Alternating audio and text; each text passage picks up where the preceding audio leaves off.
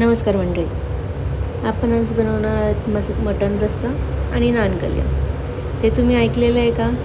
नान कलिया खाना है तो औरंगाबाद आना पडता मेरी जान। असं कॉमेडी आपल्या जागेवर। आपण वळूया रेसिपीकडे। 1 किलो मटनला लागणारं साहित्य: सौंफ, खोबरं, लसूण, तीळ, तांदूळ आणि डाळ, 4 उभं चिरलेले कांदे आणि कोथिंबीर।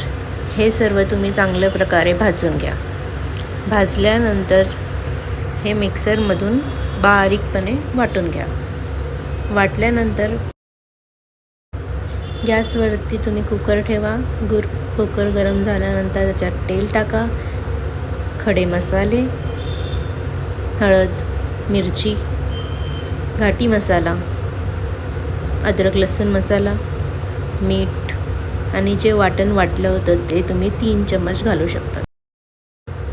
चांगल्या प्रकारे ते परतून घ्यायचं। जोपर्यंत ते तेल सोडत नाही मसाला, तोपर्यंत तुम्ही चांगल्या प्रकारे ते भाजून घ्यायचं।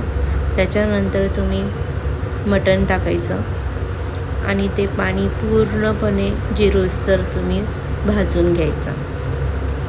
चांगल्या प्रकारे पाणी पूर्णपणे जिरल्यावर तुम्ही 1.5 ग्लास पाणी टाकून ते शिजवून घ्यायचं। तर वाट कशाची बघता शिजवायची। ट्राय करा रेसिपी आणि मला नक्की कमेंटमध्ये कळवा कशी वाटली रेसिपी।